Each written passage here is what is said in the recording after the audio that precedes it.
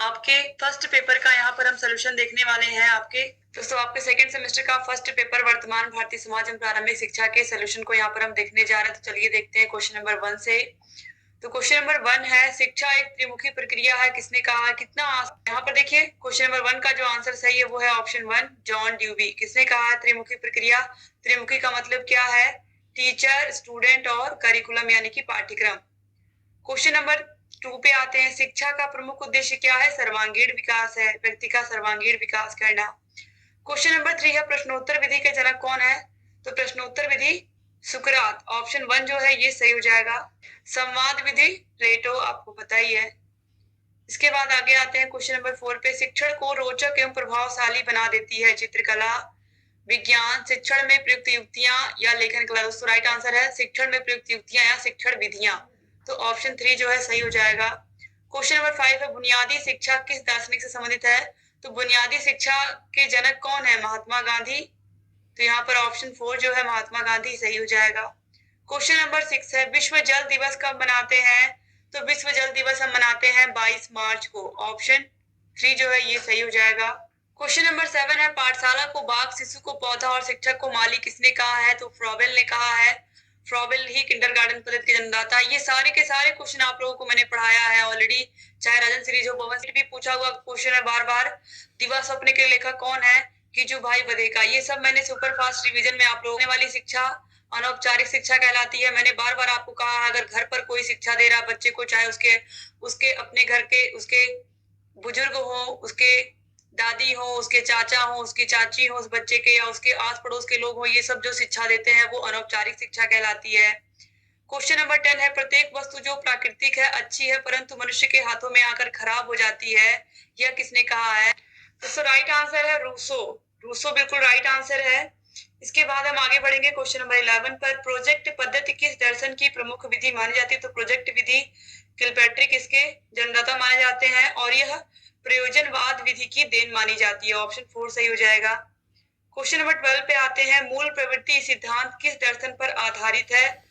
जो मूल प्रवृत्ति सिद्धांत है यह किस दर्शन पर आधारित है? दोस्तों देखिए, जो मूल प्रवृत्ति होती है वो व्यक्ति का प्राकृतिक यानी कि वास्तविक व्यवहार होता है। जो उसकी मूल प्रवृत्ति होती है, उसका व्यवहार होता है वो नेचुरल होता है। तो इस आधार पर यहाँ पर दोस्तों प्रकृतिवाद भी सही होगा और यहाँ पर देखिए यथार्थ होगा। यथार्थवाद का मतलब कि जो हमारी मूल प्रवृत्तियां होती हैं कभी कभी हमारे आसपास के अनुभव, आसपास की वस्तुओं पर भी निर्भर करती हैं। तो यहाँ पर इसीलिए ऑप्शन 1 और ऑप्शन 3 इन्हीं दोनों में से दोस्तों कोई ना कोई सही होगा। आदर्शवाद और सांख्य दर्शन ये तो बिल्कुल नहीं होगा। तो आप लोग कमेंट करिएगा कि आपने इन दोनों में से कौन सा ऑप्शन सही लगाया है, ठीक है। इसके बाद क्वेश्चन नंबर 3 पे आते हैं, मूल्य हमारे व्यवहार को क्या करते हैं? तो दर्शित भी करते हैं, प्रेरित भी करते हैं और नियंत्रित भी करते हैं। मूल्य सत्य, सत्यता, ईमानदारी, कर्तव्य निष्ठा, ये सब क्या है? हमारे मानव मूल्य है। तो ऑप्शन 4 जो है उपयुक्त सभी ये राइट आंसर हो जाएगा। क्वेश्चन नंबर 14 है, मकतब शब्द किस स्तर की शिक्षा से संबंधित है? प्राथमिक स्तर, माध्यमिक स्तर, उच्च स्तर या फिर उपयुक्त सभी? तो जो मकतब शब्द है यह प्राथमिक स्तर की शिक्षा से संबंधित है। मकतब के बाद फिर बच्चे मदरसे में पढ़ने जाते हैं। क्वेश्चन नंबर 15 है, आदर्शवाद का श्रेष्ठ योगदान किस क्षेत्र में? तो उद्देश्य में, ऑप्शन 2 जो है ये सही हो जाएगा। इसके बाद क्वेश्चन नंबर 16, यहाँ से अतिलघुत्तरीय क्वेश्चन स्टार्ट होते हैं। रूसो का जन्म कब और कहाँ हुआ था? दोस्तों रूसो का जन्म 1712 में यानी कि 28 जून 1712 को जिनेवा में हुआ था, ठीक है, याद रखिएगा। कब? 1712 ईस्वी में जिनेवा में हुआ था। डेट भी यहाँ पर आप लिख सकते हो 28 जून 1712 ईस्वी में जिनेवा में हुआ था। यही पूछा ही है कि कब और कहाँ हुआ था। क्वेश्चन नंबर 17 है, सत्यम शिवम सुंदरम किस दर्शन पर आधारित वाक्य है? तो दोस्तों ये आदर्शवाद पर आधारित है, सत्यम शिवम और सुंदरम, याद रखिएगा। बस यहाँ पर सिंपल हमें किस दर्शन के ऊपर, बस यहाँ पर आदर्शवाद दर्शन के आधार पर आधारित है, यही लिख देना था। क्वेश्चन नंबर 18 पूछा, वैश्विक तापमान से आप क्या समझते हैं? बहुत ही आसान सा प्रश्न पूछा है।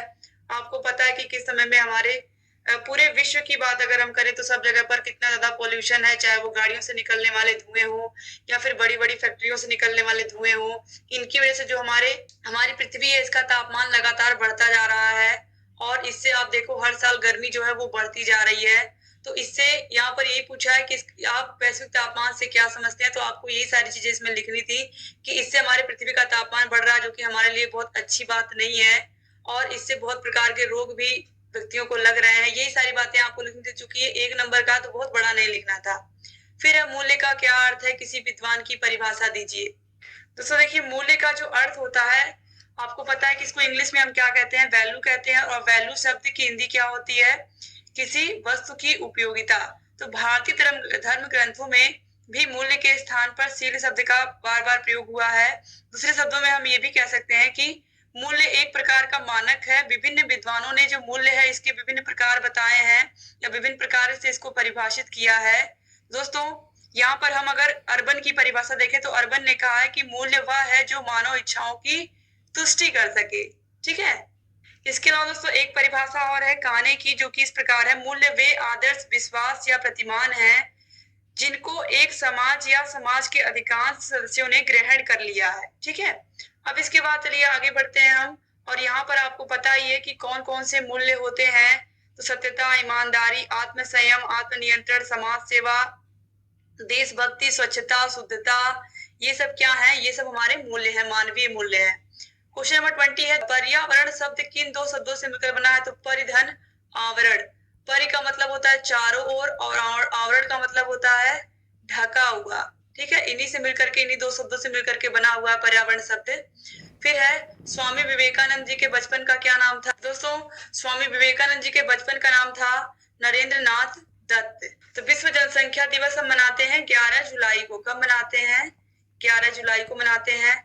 क्वेश्चन नंबर 23 पूछा, शिक्षा के सार्वभौमिकरण का क्या अर्थ है। दोस्तों सारे के सारे क्वेश्चन जितने भी आप देख रहे हो मैक्सिमम शिक्षा के सार्वभौमिकरण का क्या अर्थ है, तो शिक्षा के जहां पर भी सार्वभौमिकरण आ गया इसका ये मतलब है कि समाज के सभी वर्ग के लोगों को वह समान रूप से मिलेगी। तो जो शिक्षा है 6 से लेकर के 14 वर्ष तक के बालकों की शिक्षा निःशुल्क और अनिवार्य है, यानी कि 6 से लेकर के 14 वर्ष तक के बच्चों को, चाहे वह किसी भी जाति, वर्ग, धर्म, लिंग से आते हो, सभी को शिक्षा समान रूप से मिलेगी। ठीक है, यानी कि किसी निश्चित स्तर तक कोई चीज समाज के हर वर्ग तक के व्यक्तियों को मिल रही है, तो यही क्या होगा, शिक्षा का सार्वभौमिकरण। फिर देखिए इसके बाद क्वेश्चन नंबर 24 है, बौद्ध शिक्षा क्या है। दोस्तों बौद्ध काल में जो शिक्षा थी वो मनुष्य के सर्वांगीण विकास का एक साधन थी, और इसका उद्देश्य मात्र पुस्तकीय ज्ञान प्राप्त करना नहीं था, बल्कि मनुष्य का सर्वांगीण विकास करना था, उसके स्वभाव का विकास करना था, या फिर ये कहें कि उसको किस तरीके से समाज में लोगों से व्यवहार करना है ये भी सिखाना था। और बौद्ध युग में शिक्षा व्यक्ति के शारीरिक, मानसिक, बौद्धिक तथा आध्यात्मिक उत्थान का प्रमुख माध्यम थी। बस यही आपको लिखना, जो कि 1 नंबर का प्रश्न है। फिर है शिक्षा के सामान्य उद्देश्य बताइए। दोस्तों जो शिक्षा है आपको बस इसे नंबरिंग करके 1 2 3 करके लिखना था। तो शिक्षा मनुष्य के भीतर अच्छे विचारों का निर्माण करती है, इसके अलावा मनुष्य के जीवन का मार्ग प्रशस्त करती है, और बेहतर समाज के निर्माण में सुनिश्चित नागरिक की जो भूमिका होती है वो बहुत ही महत्वपूर्ण होती है। तो अगर इंसान पढ़ा लिखा है, शिक्षित है, तो वह समाज में निश्चित रूप से अपना भी योगदान देगा और देश और तरक्की करेगा। ठीक है, तो इस तरीके से शिक्षा का जो सामान्य उद्देश्य होता है वो यही है कि हर व्यक्ति पढ़ा लिखा हो और अपने राष्ट्र को आगे ले जाए। फिर है औपचारिक शिक्षा की कोई एक विशेषता बताइए। तो स्कूल में दी जाने वाली शिक्षा क्या होती है, औपचारिक शिक्षा होती है। इससे बच्चों को विभिन्न प्रकार की स्किल सीखने को मिलती है, और बच्चे जो पढ़ना लिखना है वो स्कूल में आकर के ही सीखते हैं, और बहुत सारी चीजें वो सीखते हैं, केवल पढ़ाई ही नहीं बल्कि मानव मूल्य भी वो स्कूल में सीखते हैं।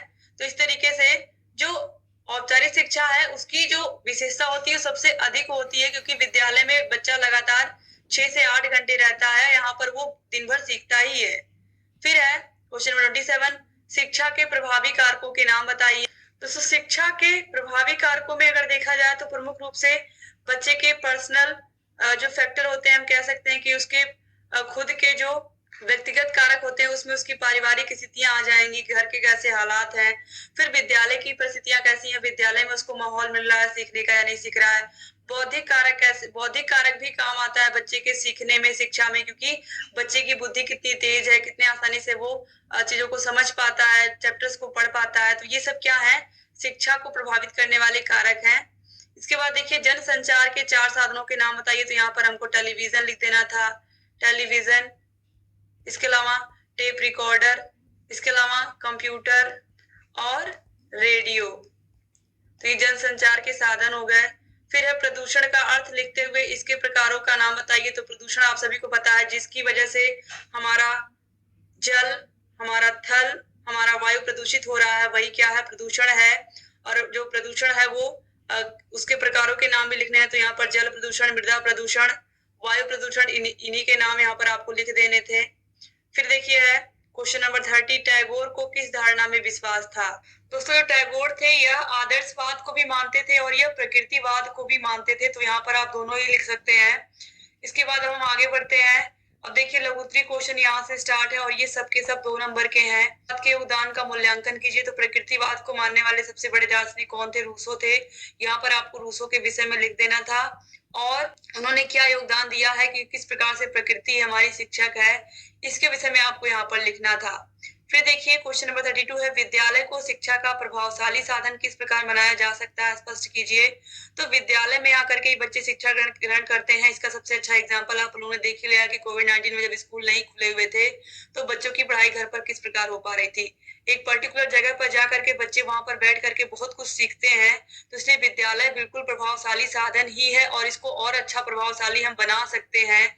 इसके लिए हम और प्रयास कर सकते हैं। यहाँ पर यही चीजें कही गई हैं। इसके लिए हम बच्चों के लिए खेल की व्यवस्था कर सकते हैं, बच्चों को और अधिक संसाधन उपलब्ध करा सकते हैं जिससे बच्चे और सीखें स्कूलों में। फिर देखिए जलवायु परिवर्तन से आप क्या समझते हैं। तो यहाँ पर भी वही चीज है कि इस तरीके से पॉल्यूशन बढ़ रहा है, जिस प्रकार से प्रदूषण बढ़ रहा है उसका असर हमारे जलवायु परिवर्तन पर स्पष्ट रूप से पड़ रहा है। यहाँ पर हमें वही लिखना है, जो पॉल्यूशन हम कर रहे हैं उसका नतीजा जलवायु परिवर्तन से हमें भुगतना पड़ रहा है। कि कभी भी किसी भी मौसम में आप देखो बारिश हो जा रही है, ठंड के टाइम पे ठंड पड़ी नहीं रही है। फिर देखिए इसके बाद है शिक्षा में जनसंचार की भूमिका के बारे में बताइए। तो शिक्षा में जनसंचार की भूमिका का आशय यहाँ पर है कि बच्चों को हम टेलीविजन के माध्यम से, स्मार्ट टीवी के माध्यम से पढ़ा रहे हैं, आज बच्चों को प्रोजेक्टर के माध्यम से पढ़ा रहे हैं, बच्चों को मोबाइल के माध्यम से पढ़ा रहे हैं। तो इससे क्या हो रहा है, बच्चों के ज्ञान में और वृद्धि हो रही है। तो बस यही चीजें यहाँ पर हमको लिखनी थी। फिर है प्रकृतिवाद में पाठ्यक्रम किस प्रकार का होना चाहिए, स्पष्ट कीजिए। तो प्रकृतिवाद में स्पष्ट रूप से कहा गया है कि प्रकृति में बच्चा जाएगा और उसको करीब 12 वर्षों तक बच्चे को प्रकृति में ही रखा जाए। वो आसपास के पेड़ पौधे, जीव जंतुओं से बहुत कुछ सीखेगा। यहाँ पर यही चीज बताई गई है प्रकृतिवाद में। फिर है शिक्षा के प्रभावी कारकों के रूप में समाज की विवेचना कीजिए। तो दोस्तों सबसे पहले समाज की सबसे छोटी इकाई होती है परिवार, और जब बच्चा परिवार में जन्म लेता है तो धीरे धीरे वह जब वो बड़ा होता है तो वो समाज का ही एक रूप बनता है। और जब वो शिक्षित होता है, शिक्षित होकर के फिर वापस समाज में आता है तो वह क्या करता है, समाज को और आगे ले जाता है। तो समाज का ही फायदा होता है अगर एक बच्चा शिक्षित होता है। फिर देखिए इसके बाद है जल संरक्षण क्यों आवश्यक है। तो जल का संरक्षण क्यों आवश्यक है आप लोगों को बताने की जरूरत नहीं है, क्योंकि पानी जितना हम बचाएंगे और उसका सही से उपयोग करेंगे वो हमारे लिए उतना ही अच्छा होगा। इसके बाद देखिए फिर है मॉन्टेसरी पद्धति के सिद्धांतों की विवेचना करिए। तो उन्होंने किस प्रकार से ज्ञानेंद्रियों की शिक्षा, कर्मेंद्रियों की शिक्षा और पढ़ने लिखने की शिक्षा, 3 भागों में शिक्षा को डिवाइड किया था। वही सिद्धांत यहाँ पर पूछे गए हैं, तीनों सिद्धांत। तो कर्मेंद्रियों की शिक्षा, ज्ञानेंद्रियों की शिक्षा और भाषा और गणित की शिक्षा या फिर पढ़ने लिखने की शिक्षा के विषय में ही हमें यहाँ पर लिखना था। फिर है औपचारिक शिक्षा और अनौपचारिक शिक्षा में क्या अंतर है। तो औपचारिक शिक्षा बच्चा जो स्कूल में जाकर के लेता है, और अनौपचारिक शिक्षा जो आसपास अपने खेल के मैदान में या अपने आस पड़ोस के लोगों से, अपने मित्र मंडली से सीखता है बच्चा, वो अनौपचारिक शिक्षा होती है। अपने घर के लोगों से भी जो सीखता है वो भी अनौपचारिक शिक्षा होती है। बस यहाँ पर ये लिखना था। और औपचारिक शिक्षा का एक निश्चित समय होता है, स्कूल का एक निश्चित समय होता है, बच्चा एक समय से आता है, एक टाइम तक रुकता है, फिर स्कूल से जाता है। जबकि अनौपचारिक शिक्षा कहीं भी इसका कोई स्थान, कोई समय निश्चित नहीं होता है। इसके बाद देखिए सामाजिक एवं असांप्रदायिक सौहार्द क्यों आवश्यक है। तो हमारा जो देश है भारत, इसमें विभिन्न धर्मों के लोग, विभिन्न जाति, धर्म, समुदाय, वर्ग, लिंग के लोग रहते हैं। तो सभी लोगों में प्रेम और सौहार्द बना रहे, इसके लिए बहुत आवश्यक है सभी लोग सभी के धर्मों का सम्मान करें और सभी के त्योहारों को हम धूमधाम से मनाएं। और ये इसलिए भी आवश्यक है क्योंकि हमारे देश में बहुत सारे धर्मों के लोग रहते हैं, तो स्वाभाविक सी बात है कि बातों में मतभेद होगा ही होगा। तो अगर सामुदायिक सौहार्द हमेशा बना रहेगा, तो इस प्रकार की जो असामयिक घटनाएं हमें देखने को मिलती हैं हमारे समाज में, वो हमें देखने को नहीं मिलेंगी, जो अप्रिय घटनाएं होती हैं। तो इस तरीके से दोस्तों उम्मीद करती हूँ कि आपने पूरे पेपर को बहुत ही अच्छे से सॉल्व किया होगा। अगर पेपर अच्छे से सॉल्व किया है, तो आप कमेंट करिएगा और आपके कितने क्वेश्चन सही हैं आप ये भी कमेंट करिएगा। वीडियो पूरा देखने के लिए आप सभी भाई-बहनों का बहुत-बहुत शुक्रिया।